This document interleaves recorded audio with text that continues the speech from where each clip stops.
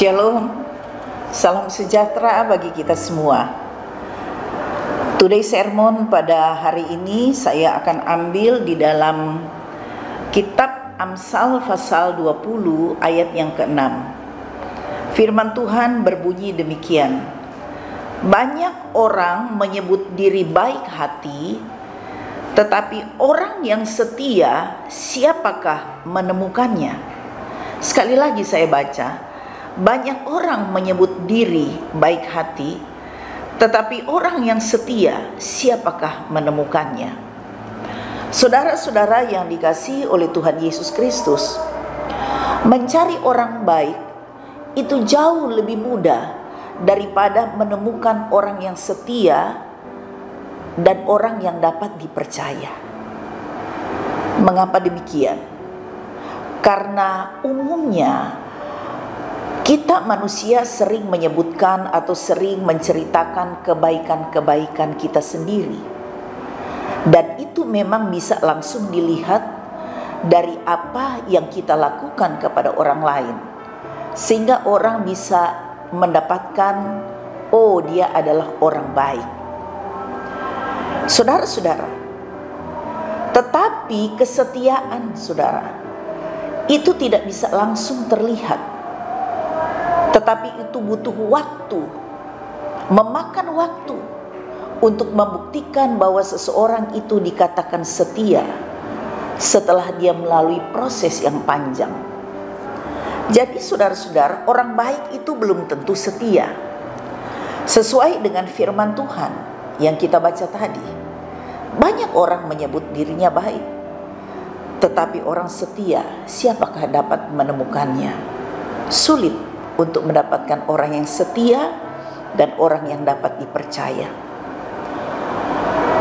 Pertanyaannya, apa ukuran kesetiaan menurut Tuhan, menurut firman Tuhan? Saudara-saudara, tentunya kita harus melihat pada firman Tuhan. Karena firman Tuhan adalah pedoman kita, di mana firman Tuhan memberikan sebuah pedoman bahwa ukuran kesetiaan adalah seperti yang Tuhan Yesus lakukan kepada manusia, kepada saudara dan saya. Coba kita baca di dalam Filipi pasal 2 ayat 6 sampai ayat yang ke-8. Firman Tuhan berkata demikian: yang walaupun dalam rupa Allah, ia tidak menganggap kesetaraan dengan Allah itu sebagai milik yang harus dipertahankan, melainkan telah mengosongkan dirinya sendiri dan mengambil rupa seorang hamba dan menjadi sama dengan manusia. Dan dalam keadaan sebagai manusia, ia telah merendahkan dirinya dan taat sampai mati, bahkan sampai mati di kayu salib. Saudara-saudara yang dikasihi oleh Tuhan Yesus, jadi ukuran kesetiaan itu adalah meneladani kehidupan dari Yesus. Itulah standar kesetiaan. Saudara-saudara, itulah sebabnya ada 3 makna tentang kesetiaan. Yang pertama, kesetiaan itu harus dari awal sampai ke akhir. Bukan hanya dari awal kemudian pertengahan, pada akhirnya tidak setia. Jadi kesetiaan itu adalah dari awal sampai ke akhir. Kita lihat di dalam kitab Wahyu pasal 2 ayat yang ke-10, firman Tuhan berkata demikian. Wahyu pasal 2 ayat yang ke-10. Hendaklah engkau setia sampai mati, dan aku akan mengaruniakan kepadamu mahkota kehidupan. Wahyu 2 ayat 10b. Saudara-saudara yang dikasihi oleh Tuhan, jadi kesetiaan itu harus dari awal sampai akhir. Yang kedua, makna kesetiaan adalah dapat menyelesaikan tanggung jawab kita dengan baik. Baik dalam hubungannya dengan sesama manusia, kita bisa menyelesaikan tugas dan tanggung jawab dengan baik. Teristimewa dalam hubungan kita dengan Tuhan, kita bisa menyelesaikan tugas dan tanggung jawab kita sebagai orang yang percaya kepada Yesus. Itulah makna kesetiaan yang kedua. Makna kesetiaan yang ketiga adalah menepati apa yang kita ucapkan. Itulah yang dikatakan integritas. Perkataan dan tindakan itu sesuai. Saudara-saudara, bagaimana dengan kita? Apakah perkataan kita dengan perbuatan itu sesuai?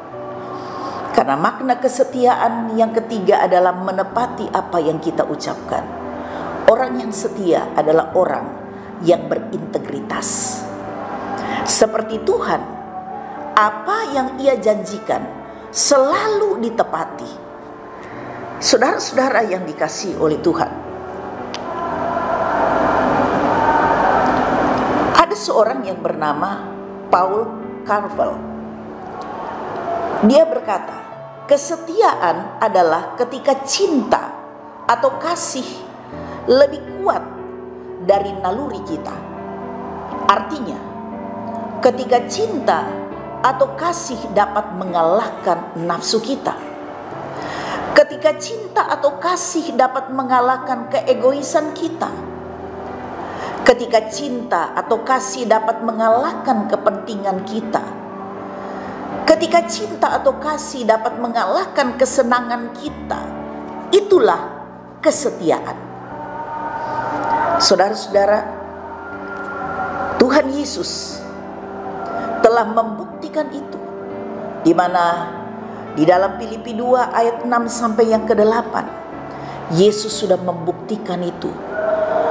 Firman Tuhan mengatakan Ia mengosongkan dirinya, tidak menganggap kesetaraan dengan Allah sesuatu yang harus Dia pertahankan. Dia mengalahkan keegoisannya, Dia mengalahkan kepentingannya demi untuk menyelamatkan manusia. Ia taat sampai mati di kayu salib. Itulah kesetiaan. Dia mengalahkan kesenangan, kewibawaannya sebagai Allah yang maha besar demi menyelamatkan saudara dan saya yang berdosa. Saudara yang dikasihi oleh Tuhan, Dia melakukannya itu atas dasar kasih. Saudara-saudara yang dikasihi oleh Tuhan, kesetiaan tanpa kasih mungkin itu hanya pencitraan. Itulah sebabnya saudara-saudara, kesetiaan tanpa kasih bisa berubah menjadi pengkhianatan. Kesetiaan tanpa kasih bisa berubah menjadi kemunafikan. Kesetiaan tanpa kasih semuanya hanyalah bersifat sebuah pencitraan belaka. Yang ada hanyalah nafsu untuk mencapai sesuatu untuk kepentingan dan kepuasan diri sendiri. Saudara-saudara, biarlah ini menjadi perenungan bagi kita semua. Kesetiaan kita kepada Tuhan itu didasari oleh kasih. Kesetiaan dalam berumah tangga didasari oleh kasih. Kesetiaan untuk kita berteman, bersahabat, bersaudara di dalam Tuhan didasarkan oleh kasih. Kiranya Tuhan memberkati kita semua. Puji Tuhan, mari kita berdoa. Segala puji, hormat, kemuliaan hanya bagi-Mu Tuhan. Kami bersyukur bahwa Tuhan sudah menyampaikan apa yang menjadi isi hati Tuhan bagi kami. Tolong kami Tuhan, agar kami menjadi orang-orang yang setia, sebagai orang yang percaya kepada Engkau. Biarlah kesetiaan kami didasari oleh kasih Kristus. Kasih akan mengalahkan segala-galanya. Kasih akan membuat kami setia sampai akhir hidup kami. Kasih kepada Tuhan, kami bisa menyelesaikan tugas dan tanggung jawab kami sebagai orang-orang yang percaya kepada Engkau. Terima kasih Tuhan. Biarlah Roh Kudus yang akan terus bekerja di dalam hati kami masing-masing. Berkati setiap telinga yang mendengar. Kami percaya bahwa Tuhan selalu punya rencana yang terbaik atas hidup kami.